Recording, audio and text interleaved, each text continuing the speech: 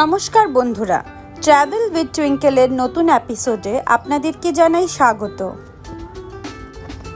ভুবনেশ্বর ভ্রমণের এপিসোড 1-এ আপনারা দেখেছিলেন প্রাচীন লিঙ্গরাজ মন্দির দর্শন।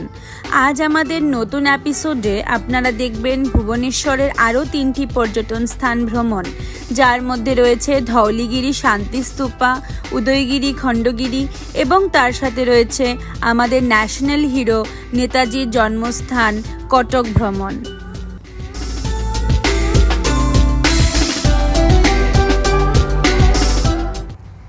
সকাল সকাল ঘুম থেকে উঠে ফ্রেশ হয়ে আমরা আমাদের মিলান প্যালেস হোটেল থেকে বেরিয়ে পড়ি ধওলিগিরি শান্তিস্তূপা ভ্রমণের উদ্দেশ্যে।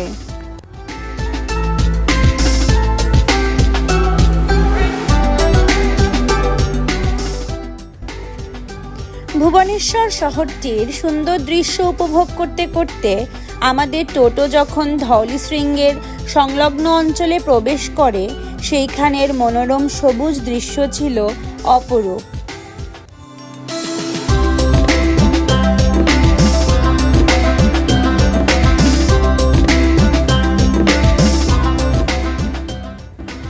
অটো স্ট্যান্ডে ছেড়ে দেওয়ার পর আমরা একটু চা খেয়ে ধওলিগিরি পর্বতের দিকে এগিয়ে যাই ও ধীরে ধীরে ধওলিগিরি শান্তিস্তূপা বা ধওলিগিরি ইন্টারন্যাশনাল পিস প্যাগোডার অপূর্ব নিদর্শন আমাদের চোখে পড়ে।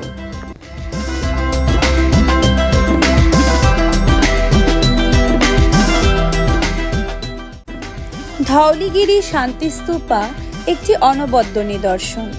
দয়া নদীর তীরে ধওলি পাহাড়ের চূড়ায় নির্মিত এই প্যাগোডাটি ঘিরে রয়েছে 4টি সিংহের মূর্তি।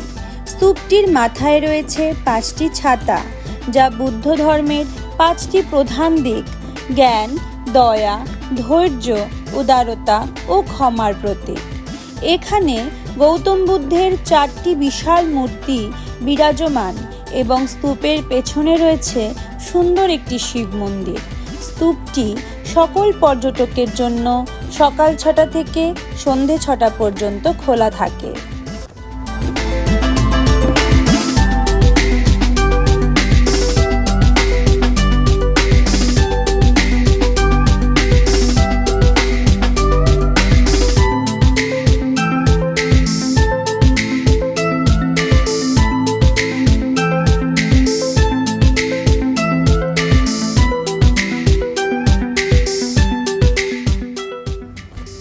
ধওলিগিরি থেকে বেরিয়ে আমরা রওনা দিলাম উদয়গিরি খণ্ডগিরির দিকে।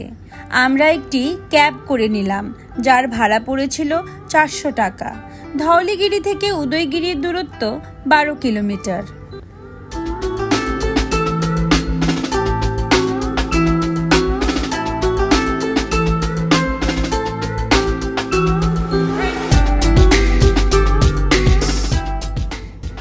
ওড়িশার উপকূলীয় সমভূমিতে 2টি বেলে পাথরের অথবা স্যান্ডস্টোনের তৈরি পাহাড় সামনাসামনি মাথা উঁচিয়ে দাঁড়িয়ে আছে, যাদের নাম উদয়গিরি ও খণ্ডগিরি।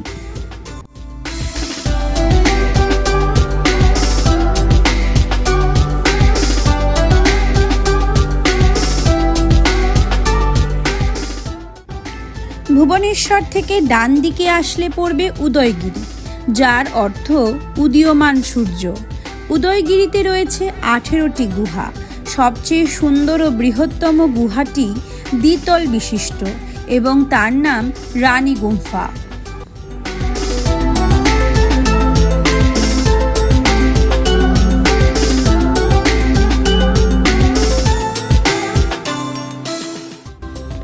খণ্ডগিরিতে রয়েছে 15টি গুহা।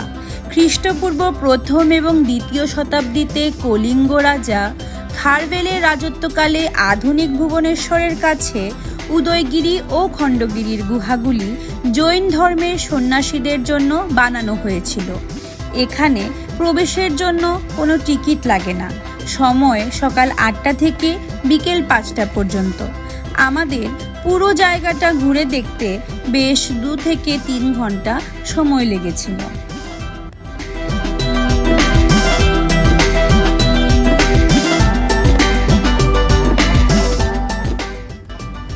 উদয়গিরি খণ্ডগিরি দেখার পর আমরা ক্যাব নিয়ে পুরী কটক NH-16 ধরে রওনা হয়ে গেলাম কটকের উদ্দেশ্যে।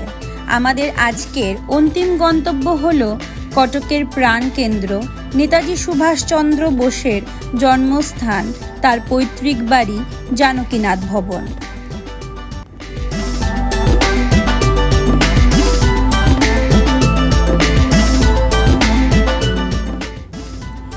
ভুবনেশ্বর থেকে কটক যাওয়ার জন্য সড়ক পথটি চমৎকার 4 লেনের রাস্তা। NH-16 সড়ক পথে কটক যাওয়ার দূরত্ব 30 থেকে 35 কিলোমিটার, যা অনায়াসে আমরা 1 ঘন্টার মধ্যেই অতিক্রম করে নিলাম।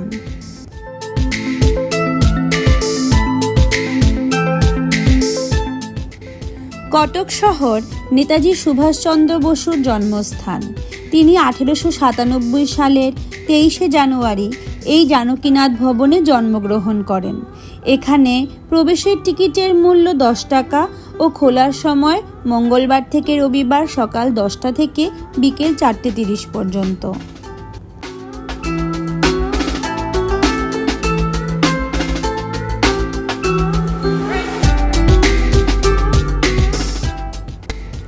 জানকীনাথ ভবনে প্রবেশ করতেই যেন আমরা নেতাজির মনোমুগ্ধকর জীবনে ডুবে গেলাম। তার জন্ম, শৈশব, যৌবন ও স্বাধীনতা সংগ্রামে তার গুরুত্বপূর্ণ অধ্যায়গুলি এখানে বিস্তৃতভাবে রয়েছে।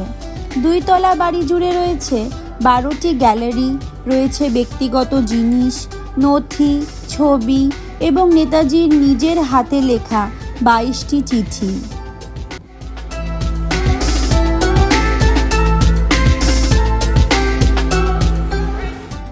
ঐতিহ্যবাহী এই বাড়ির ফটকের সামনে দাঁড়িয়েছিল পারিবারিক ঘোড়ার গাড়ির নিদর্শন, যা ব্রিটিশ আমলে শহরাঞ্চলে চলাচলের ক্ষেত্রে ছিল অতি জনপ্রিয়।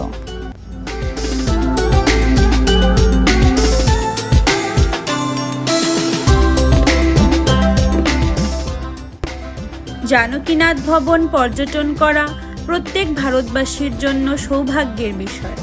জীবনের কিছুটা সময় এখানে কাটাতে পেরে নিজেকে ধন্য মনে করছি। নেতাজির অসামান্য দেশপ্রেম, তার স্বাধীনতা সংগ্রাম চির উজ্জ্বল আছে ও থাকবে প্রত্যেক ভারতবাসীর হৃদয়ে। এরপর আমরা চলে গেলাম কটকের উড়িয়া বাজারের দিকে। সেখানকার একটি হোটেলে দুপুরের লাঞ্চ সেরে 3টে নাগাদ আমরা আমাদের ক্যাবে করে রওনা হয়ে গেলাম ভুবনেশ্বরে আমাদের মিলন প্যালেস হোটেলের দিকে। ক্যাবের ভাড়া পড়েছিল 1200 টাকা।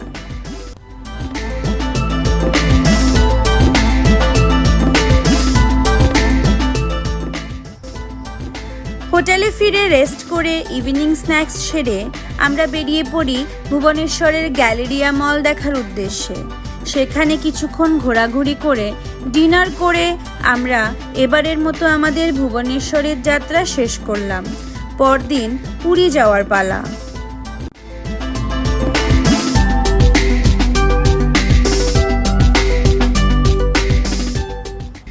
আমার ভিডিওটি ভালো লাগলে অবশ্যই লাইক, শেয়ার ও সাবস্ক্রাইব করে আমাকে উৎসাহিত করবেন। কোনো সাজেশন থাকলে কমেন্টের মাধ্যমে জানাতে পারেন। সঙ্গে থাকবেন ট্রাভেল উইথ টুইঙ্কেল। টাটা।